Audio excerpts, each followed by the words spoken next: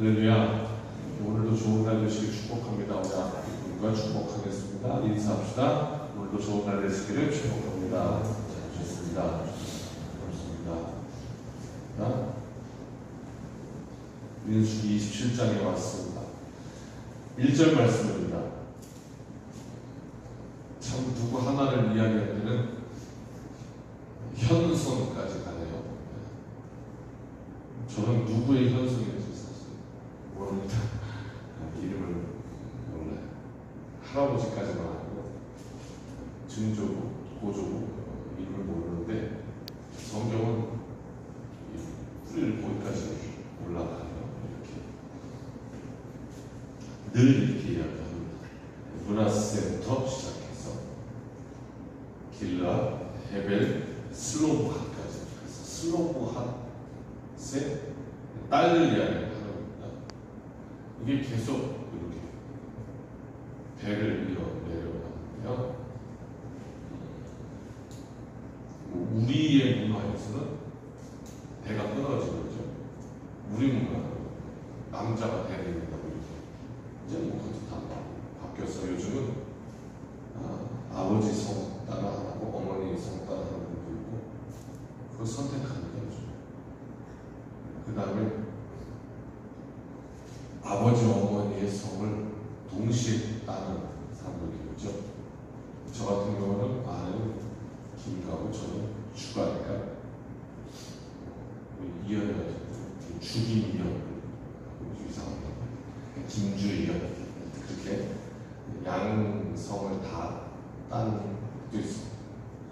아무튼 슬로브아에게는 아들이 없었습니다. 딸만 5이었어요. 26장의 민수기의 기업, 하나님께서 가나안에 들어와서 기업을 분배하시는데 그때 분배의 원칙이 있었습니다. 땅 나눠줍니다. 분배 원칙이 20세 이상 된 남자 수대로 이게 원칙이었습니다. 그래서 슬로브아스 딸들에게는 기업이 없었습니다. 자기 몫이 없는 거예요. 지금 이웃들 우리 백성들 다 같이 고생하고 다 자기 따라서 우리 코로나 때 뭐 받았죠? 안 받았습니다. 나라에서 얼마씩 이렇게 소고기 사먹으라고 받을 때 없는 거예요. 슬로바스 딸들은 왜 없냐? 아들이 없어서 그런 상황이 된 거죠. 그래서 이 슬로바스의 딸들은 하나님이 약속하신 가나안 땅에 들어가도 아무 소용이 없었어요. 왜? 아니 약속하신 젖과 꿀이 흐르는 가나안 땅에 있으면 뭐합니까? 들어가면 내 기억이 없는 내 분명한 기억이 없는데 아무 소용이 없는 거예요. 내 기억이 없다는 건요 그냥 뭐 돈이 없다 이 정도로 해석할 수가 없어요. 그게 아니라 기업이 없다는 건 내가 이스라엘에서 끊어지는 거예요. 그것을 의미했어요. 그러니까 심각했던 것이죠. 2절부터 4절까지 보면 그래서 그 딸들은 용기를 내서 찾아왔습니다. 모세와 제사장들 앞에. 그리고 이야기하죠. 3절 고라의 반역 사건 때에 모세와 아론에게 이제 반역하면서 너희들이 너무 오버하는 거 아니냐 이러면서 이렇게 그게 고라의 반역 사건이죠. 결국 250명을 지휘관들을 매수해가지고 함께 반역했던 사건이 이제 민수기 기록되어 있죠. 그래서 여호와의 불이 확 나와서 그 고라와 반역했던 250명에게 확 삼켜버리는 이런 역사가 기록되어 있는데요. 내 아버지가 슬로브아시 죽은 게 그때 고라의 반역 사건 때 그때 동참해서 죽은 게 아닙니다. 내 아버지는 그냥 내 아버지의 죄로 죽은 겁니다. 이 이야기는 아버지가 죄가 많아서 죽었습니다 그런 얘기가 아니고 일반 죽음입니다. 그 얘기. 우리는 모두 다 죄인이기 때문에 죄로 인하여 죽는다 그런 사상이 있었으니까 그러니까 그때 그 반역에 동참해서 그것 때문에 여호와의 불을 맞아 죽은 게 아니고 그냥 여러 사람들과 같이 죄로 인하여 죽은 거예요. 이렇게 얘기해요. 그죠? 내 아버지는 그렇게 죽었어요. 그러면 하나님께서 이스라엘 백성들 전부 있는데 그냥 그 고난을 받았을 것 말고 원망과 불평하고 왜 우리를 광야로 이끌어가고 이렇게 고생을 시키냐 이러면서 결국 모세도 내가 너희 위해서 반석을 눌러내고 바위를 치고 이 사건 때문에 결국 광야 1세대가 한 명도 못 들어가요. 여호수아, 갈렙 빼고요. 그런 사건이 있었지 않습니까? 그러니까 그래서 못 들어간 이 중에 하나가 내 아버지입니다. 그런 거예요. 그렇다면 다 기업을 받는데 왜 우리에게 기업이 없습니까?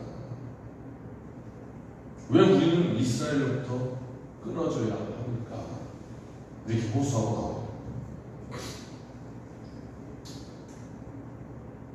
오해하면 안 될 것이 성경이 하나님의 백성들이 남성 중심적 사고를 하는 것이 아닙니다. 이 남성 중심 사회에 대해서 같이 하면서 이 원초적 뿌리가 무엇일까?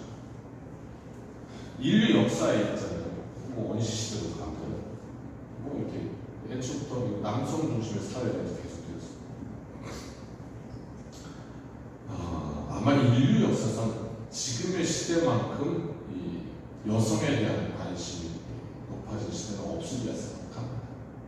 그래서 페미니즘 사실 그것도 좋은 의미입니다만 우리나라에서 변질되고 있습니다. 여성에 관한 관심. 그런데 그 남성 중심으로 인류 역사가 이루어진 우리가 뭐 그냥 너무 쉽게 알 수 있는 원초적 뿌리 힘 때문에 아닙니까? 남자와 여자의 그 차이를 가져온다. 보편적으로 다 그런 건 아니죠. 보편적으로 남자가 여자보다 힘이 기본적인 그림이 세다. 이것도 동의가 안 될까요? 이건 동의가 되겠죠. 이 정도는 거죠. 80만원 남자가 있는데 이 정도 다 그런 건 같아요. 보편적으로 무슨 얘기를 하려고 하면 이 세상은 그 원초성, 그 본능 여기로 돌아가면 힘의 논리가 집니다. 그걸 이제 알 수가 있어요. 약육강식. 아무리 약자를 보호하는 것이 옳다 이렇게 말하는 세상이지만 그러나 지금 우리가 사는 세상도 여전히 그 뿌리로 들어가면 힘의 논리가 집니다. 근본적으로 돌아가면 여전히 이 세상은 원시 시대도 힘이 없고 지금도 힘이 없고 그게 옳다는 얘기가 아니에요. 지금 우리 현실이 그렇다. 미국 군사력 힘이 있어서 떵떵거립니다. 약자를 보호한다는 명분을 세우지만 사실 그 말하는 것도 그 바탕이 힘이에요. 북한이 뭐가 그렇게 두려운지 힘을 보여주고 그렇게 핵개발을 하는 거예요. 다른 이유? 아니에요. 그래요. 가만히 생각해보면 우리도 일본에게 양심 좀 있어라 이놈들아. 우리나라를 그렇게 침략하고 나서 그것도 반성할 줄 모르냐. 그리고 지금 그것도 정치적 이슈가 되어서 뭐 감론을 막 하고 있는데 아무리 백날 떠들어봐야 사실은 이 인간의 본능, 원초성으로 볼 때 소용없는 짓이거든요. 우리 다 그걸 압니다. 우리가 그런데 만약 힘을 기르고 힘 있는 나라가 되면 아마 그때가 되면 일본은 우리가 사과해라 요구하지 않아도 알아서 무릎 꿇고 사과하지 않겠습니까? 아마 그럴 겁니다. 그래서 우리의 민족 스승들이었던 선생님들이었던 이들이 다 나라의 힘을 키우라고 이렇게 했습니다. 참 동물적인 인간 세계의 가장 그 기저에 깔리는 것이 약육강식이에요. 힘 있는 놈이 힘 사회가 좋아졌다고 하지만 여전히 밑바닥은 그래요. 겉으로는 약자 보호하며 살아야 된다 이렇게 얘기하는데, 그런데 어느샌가 모르게 강한 사람 앞에서 비굴하게 되는, 이게 또 우리의 그런 모습이에요. 그러나 놀랍게도 하나님의 말씀은 그 옛날 그 원초 시대나 오늘 첨단 기술의 시대나 변함없이 그 동물적 사고 힘의 논리를 뛰어넘고 있는 것이죠. 5절부터 볼까요? 여러분 말씀 보시면서 저랑 같이 말씀 들으시면 될 것 같아요. 모세가 2차 차인데 하나님 어떻게 하면 좋습니까? 왜? 그냥 그것이 그 사회의 원칙이었어요. 남성의 수대로 이게 그 문화였다고요. 여호와께서 모세에게 이렇게 말씀하십니다. 그 딸들의 말이 옳다. 그리고 편을 들어주세요. 그리고 기업을 그들에게 받게 하라. 아버지의 기업을 받게 하라. 이렇게 말씀합니다. 인간이 힘의 논리에 지배당하는 것이죠. 하나님께서 남성 중심의 사고 힘의 논리로 정당성을 판단하시는 분이 아니심을 오늘 말씀 통해서 보여주고 있습니다. 그래서 억울함을 풀어주시고 약자를 보호하시고 이를 통해 오늘 우리를 위로하시는 격려하시는 힘과 용기를 주시는 하나님의 음성은 오늘 말씀을 통해 듣습니다. 오늘도 살면서 우리는 불합리한 사회 구조 때문에 스스로를 한계에 가두기도 합니다. 그 과정에서 포기하거나 실망하기도 합니다. 저도 그런 경험을 했습니다. 뭔가 잘못됐어요. 고쳐야 합니다. 실제로 그래서 밀어넣은 적이 있습니다. 여러 가지 시도를 한 적이 있습니다. 그런데 콧방귀도 안 낍니다. 내가 한번 힘 있는 사람이었다면 한 국회의원쯤 됐다면 아마 콧방귀를 뀌었습니다. 마치 거대한 벽보 같아서 옳지 않음에도 나의 외침은 계란으로 거역시 같은 생각을 주저하고 왔습니다. 그러나 하나님은 우리를 한계 속에 가두지 않으시고 연약한 인생을 긍휼히 여기시고, 그리고 오늘 말씀 중에 우리가 뭘 알려줍니까? 이 슬로바스 딸들이 하나님께로 나와 하나님께 탄원하니까 내 말을 들어주십시오 하니까 하나님을 들으셨다. 그걸 오늘 말씀해 주십니다. 그러니까 우리가 바꿀 수 없는 거대한 벽과 같은 세상을 살아가지만 바꿀 수 있다. 어떻게? 하나님 앞에 기도하면 하나님께서 그렇게 응답해 주시고 너의 옳음을 인정해 주시고 너의 그 요구를 들어주시고, 이게 오늘 말씀. 그래서 그토록 인류 역사상 짙게 배어 있었던 남성 중심의 그 원칙, 법이에요. 법을 이날 바꾸면서 마지막에 뭐라고 그래요? 이스라엘 자손에게 판결의 규례가 되게 됐죠. 법전에 기록하라. 그래서 법을 확 바꿔버려요.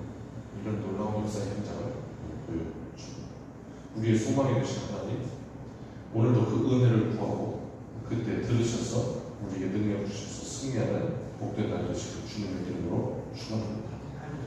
435장